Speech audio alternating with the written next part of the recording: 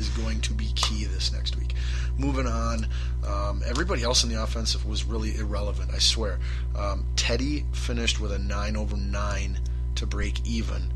His second half was very unflattering. 1+, 3 minuses. That's it. That was his whole second half. And the two last minuses were both very big, bad errors. Moving on, though, to the running backs who played well. We had AP with a +7. And any time I say just the plus or just the minus, that means there were none of the other, so I don't need to give you the fraction. AP was a +7. Jerick McKinnon stepping up big week after week here, coming into his own, becoming the new Norv Turner, Darren Sproles that we drafted him to be, adding another element to our offense. And if they can have AP and him clicking in the same game for 4 quarters, suddenly we've got a really tough offense for anybody to stop, even a defense like the Seattle Seahawks. Asiata did not show up at all on the film. Zach Line was a 1/2. Moving on to the tight ends, Kyle Rudolph did not show up on the film. Red Ellison was a +2. Michael Pruitt did not show up at all on the film. Asiata's maybe another one you could play around with a little bit. He's got the muscle, and he's a converted fullback to halfback, so he's another one you could maybe play around with this coming week with the absence of Red Ellison. But so that's going to have to change. Rudolph and Pruitt are going to have to show up in the run blocking game and in the receiving game in order for the Vikings to stand a chance this next week against Seattle. The wide receivers were in the same boat. Diggs with a -1. Mike Wallace with a +1. Jarius Wright with a 1/1. So non-existent. They had no impact on the game. Adam Thielen was the only wide receiver for the Vikings that had an impact on the game. And the main big one was a fake punt. It's not even an offensive freaking play. But Thielen finishes with a +3, and that's it. That was your offense. So then, like I said, I try to not have. I can know the stats, but I don't allow the stats to affect my grading of the film at all. Okay, at all. They're kept completely separate, like church and state are supposed to be. And then when it's all done, I really enjoy looking at both of them side by side and seeing exactly how they match up and how they explain each other. And the Vikings offense supported all of my grades. They didn't have a lot of plays for loss, but they didn't pass for very many yards. Like I said, Teddy passed for under 100 yards. AP rushed for under 80 yards. Jerick McKinnon with a +6 as your number 2 back, spelling Adrian Peterson. That lets you know that was the big spot on the offense along with the offensive line. And Thielen in special use. And that's exactly what happened. Norv Turner, huge reason that the Vikings offense struggled.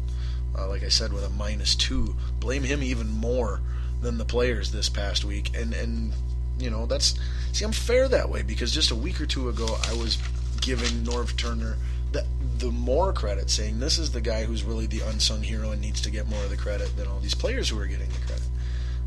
And so now it's, turnabout's fair play.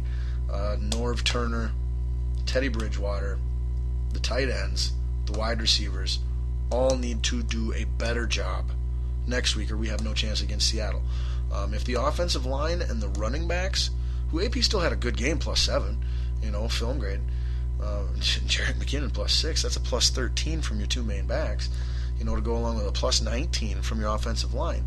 The O-line, with exceptions of a few individuals, and the running backs need to continue their good play. So they just need to keep doing what they're doing. Teddy, the receivers, the tight ends, and Norv Turner need to do a better job than they did this past Sunday. All right, then finishing with the defense and getting... Jeez, man. Yeah, this is going to be a big episode. All right. On defense, Brian Robeson, consistent disappointment every week, all year. He has lost it. He was a 1/2. Danielle Hunter, the guy who, thank goodness, we drafted to replace washed-up B-Rob.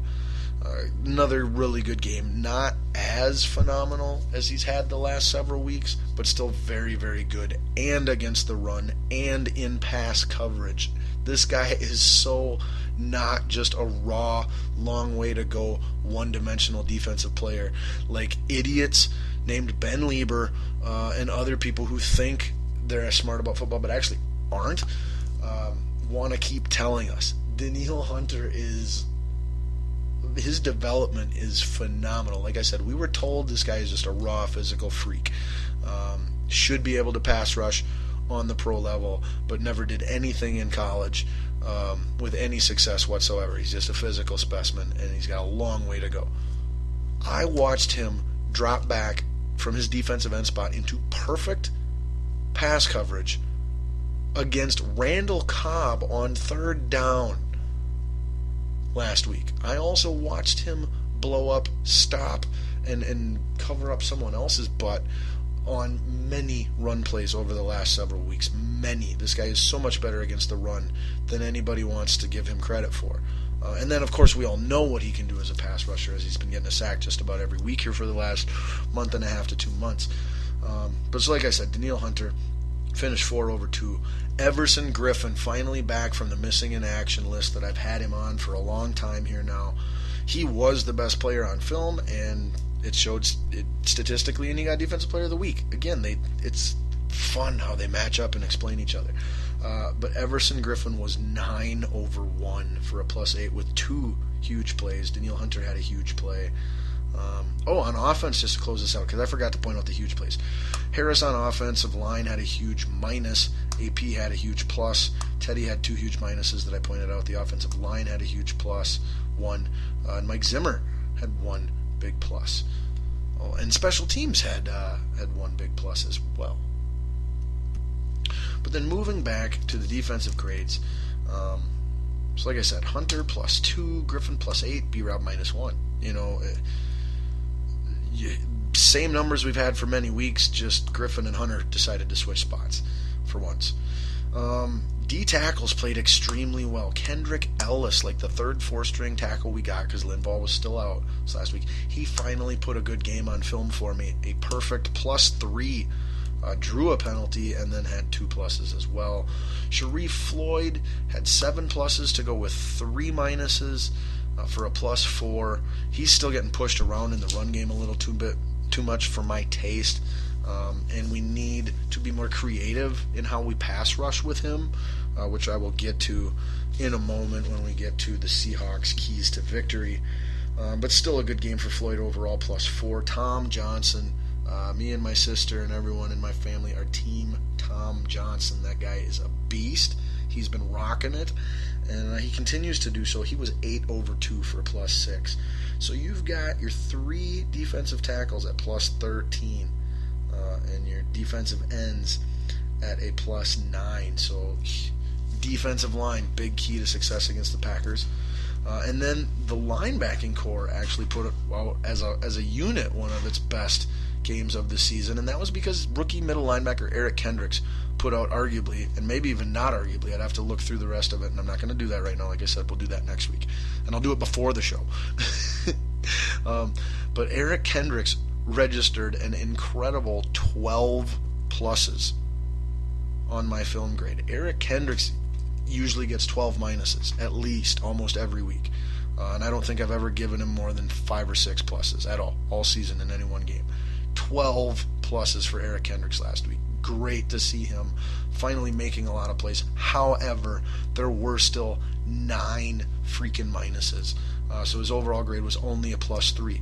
But if you listen to the show, you know that he's usually between a -5 and a -10 every week. So +3 from him was huge. Our stud linebacker, who's great almost every week, Anthony Barr, he's back from injury. He had 8 pluses over 4 minuses, more minuses than he usually gets, but a +4, and a big play coming in to be the only person to undercut Richard Rodgers on the final play of the game, Hail Mary pass that had been completed, Vikings would have lost. And Barr was the only defender to come in and undercut that.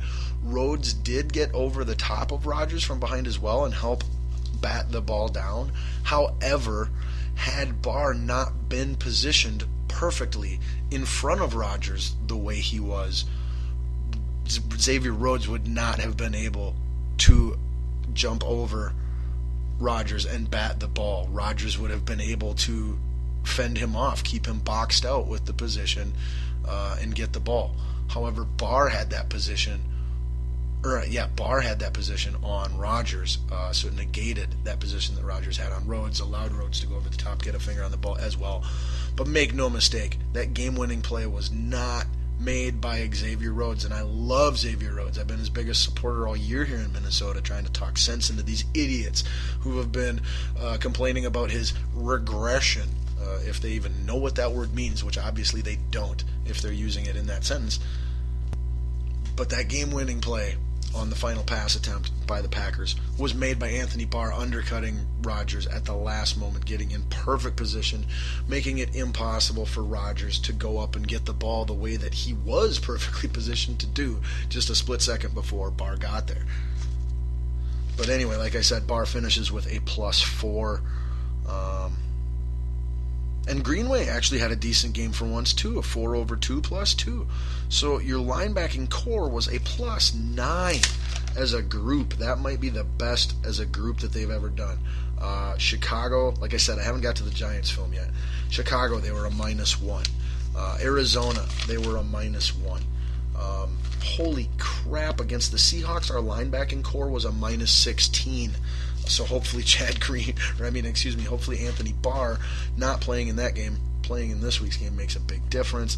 Even in the great win against the Atlanta Falcons, they were only a +4. A -12 in the loss against Green Bay, a -5 against Oakland. So, I mean, when we lose bad, our linebackers are playing bad. And even when we win, our linebackers as a group aren't playing particularly well. But one of them, almost always Anthony Barr, will have a great game and makes it, winnable still. But so great game for the linebacking core and the defensive line and the secondary. We've got Xavier Rhodes registering 6+ marks over 1 negative, and 3 pluses were huge all towards the end of the game. So love to see that +5 from him. Newman, on the other hand, got back to his old ways, torched, which is what I expect him to always be. Terrence Newman is not having a good season. He is not a good football player anymore. He has had a few good games, okay? Get it right, Minnesota Vikings fans and viewers, okay? Terrence Newman has not had a great season, not even had a good season. Chad Greenway has not even had a good season. B-Rob has not had a good season. They've had some good games from time to time. Terrence Newman especially has had some good games. He's had at least 2 or 3 or 4 really good games this year. They play 16, and the ones that Terrence Newman isn't playing a good game in, he is playing a terrible game, acting as a huge liability to his team. And that was the case this week, where he was, as I mentioned, a 1/5.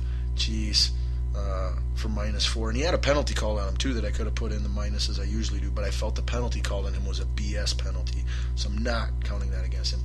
Captain Munnerlyn playing great as he has all year, 3/1. Harrison Smith, a 4/3. Still making way too many mistakes yet, or at least not enough big plays to outweigh the mistakes. He can improve a little bit. And Sendejo was a 3/2. That's pretty decent for him. And then Cordero Patterson was a 1/1 with a big fumble in the second half that he just laughed and smiled about for the rest of the day because he's a douchebag. And then Marcus Sherrills with a 1/1 and a botched punt early on that I want to say they still recovered or went out of bounds. So it didn't really hurt us, but still a mistake that you can't be making. So yeah, secondary played pretty good with the exception of Terrence Newman. Safeties could play better, but they didn't play bad. Return men both could play better. And there's your film breakdown. That is how the Vikings played last week to win the division against the Packers. Now, moving on to this Sunday officially against the Seattle Seahawks, and then we'll go around the rest of the league real quick, throw some other quickie sports in here, and get the heck out of Dodge. Now, I've already given you, some nice little nuggets here and there as far as what the Vikings need to do, what they can do offensively to replace Rhett Ellison, what they need to continue to do that they've been doing well in order for success here this Sunday against the Seattle Seahawks. A lot of people have been talking about the weather and the playing conditions. Is that an advantage for Minnesota? How much of an advantage is that for Minnesota? There is no home field advantage taking place in this